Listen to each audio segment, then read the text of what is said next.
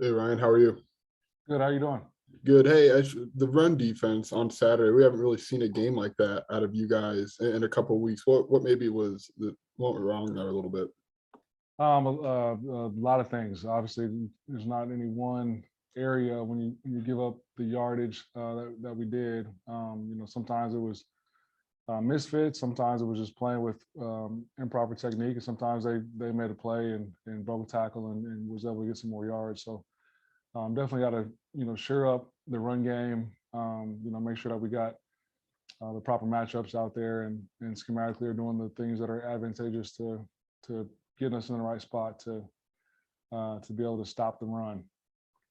What's the most important part of this open week for you guys as a defense? Just to continue to improve, really focusing on the fundamentals and techniques of playing good defense, getting on and off blocks, making tackles and leveraging the football properly, proper footwork and coverage. Going back to the basics and improving as football players, not just defensively or schematically. Thanks, Ryan.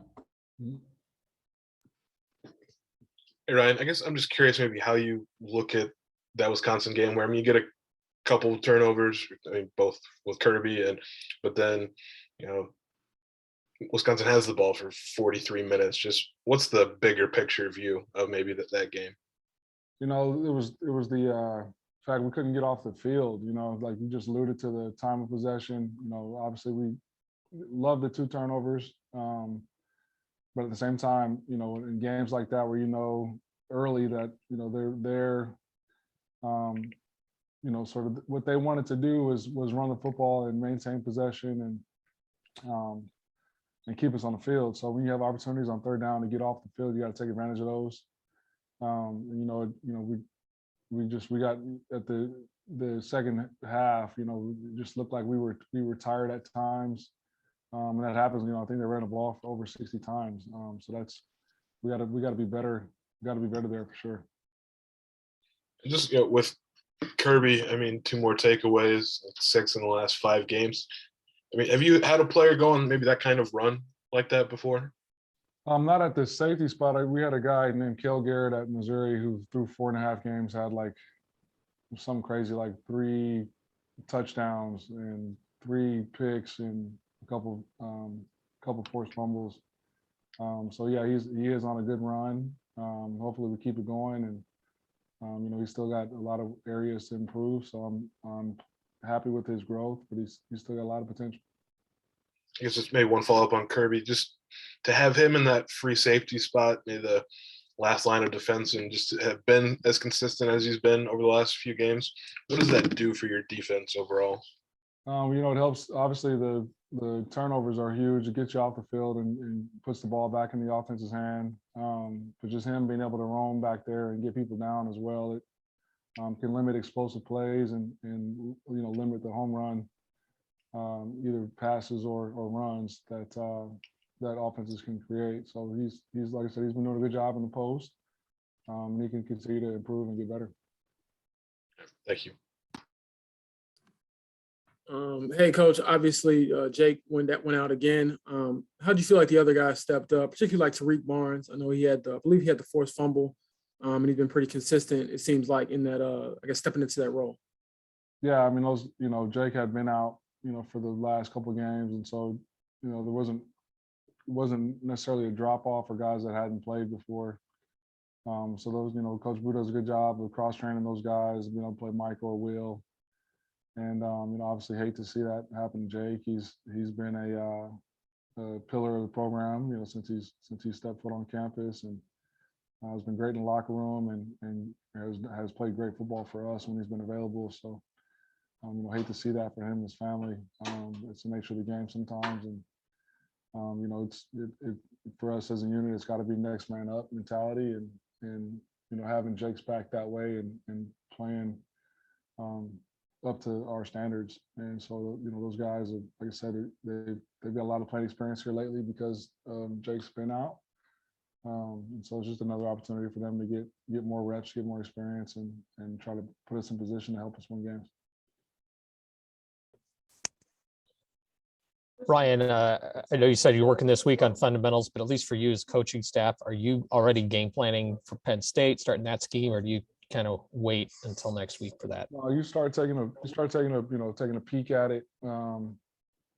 Start doing some early scouting. You also do some self-scouting during the bye week, just to assess where we are defensively. What our tendencies are, where we can improve, and then obviously get a jump start on the Penn State.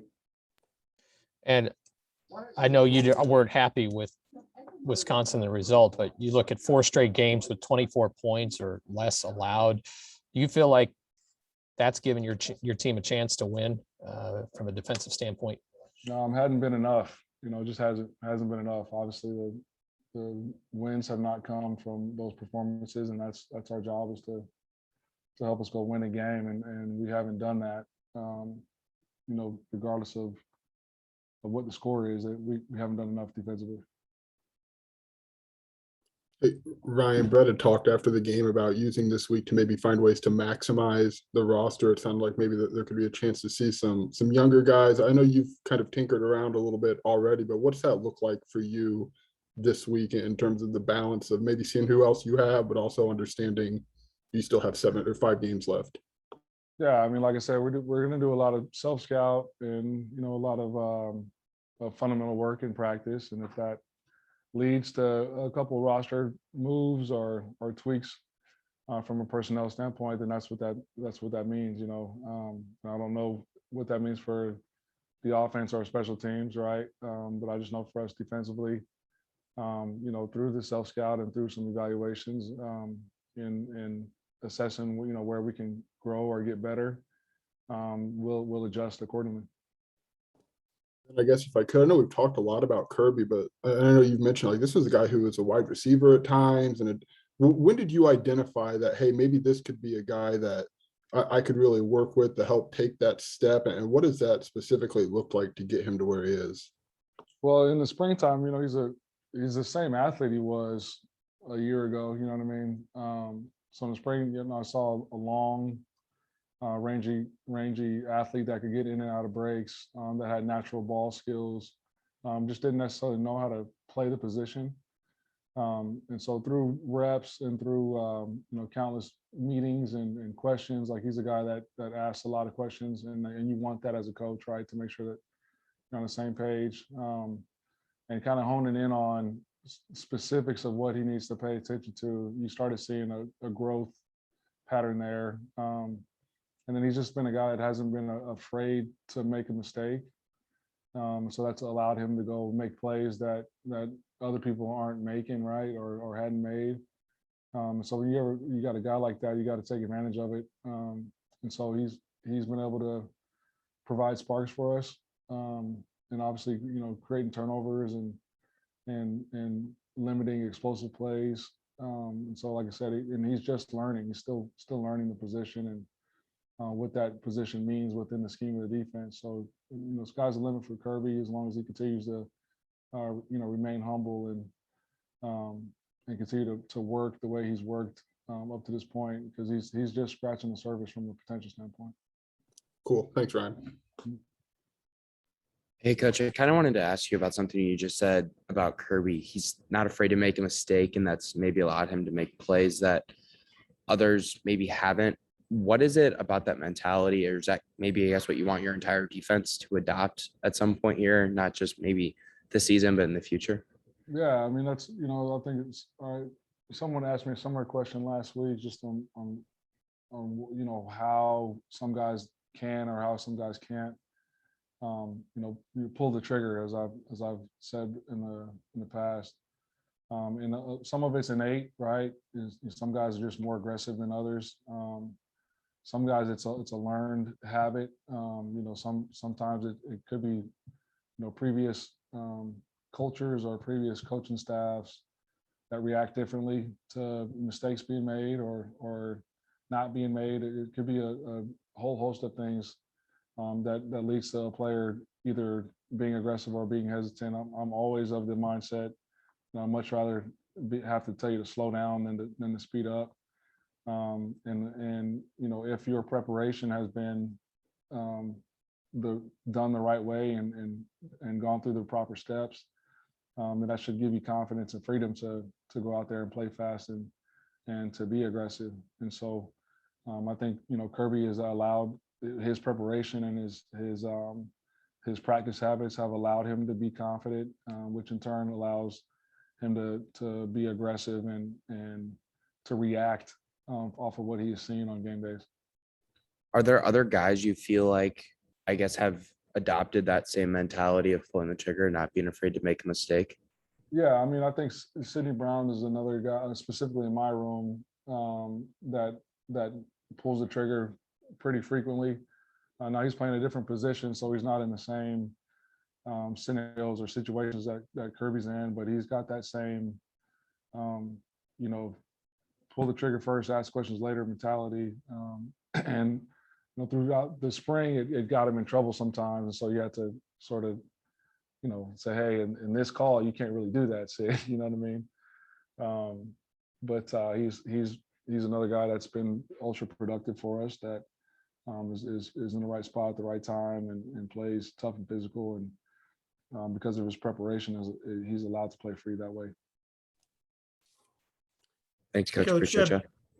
Coach, you haven't got the results you want, but the defense has been better this year. The fans are asking, with Coach Bielema's background being as a defensive coach, what the dynamic there is between the two of you, and how much freedom he gives the coordinators, and how much input he has as the head coach on the defense. Yeah, I think one thing that's been special about Coach B is he's not like a micromanager. Like he trusts in his hiring process. He trusts what he sees, and he has put together, specifically on our side of the ball, a lot of capable coaches. We've got Andy Boo was a play caller and spent a lot of time as coordinator. Kevin Kane was just the defense coordinator at SMU, who has done a great job there. And then we've got young coaches, and Coach Jameson, who I believe will one day be a coordinator, and Coach Henry, who I believe will one day be a coordinator. So you got plenty of capable guys in there, and he's allowed us to go in there and go to work. Now, obviously, he's the head coach and he's got a defensive background. So if there are things that he sees that he doesn't like, or things that he sees that he feels like we can add to what we're doing, he's not afraid to voice those opinions. And as a staff, we'd be wise to take heed to his direction or his advice. And so it's been a great working environment that way. He's allowed us to sort of evolve throughout the season, and I think that as a result, we've gone through some improvements. Now, obviously, there's going to be hiccups, down the road, and there's going to be plays that you want back. But he has done in my opinion, done a good job of balancing, being head coach and trusting your staff to do their jobs, and also, providing input and insight where he sees fit. Thank you.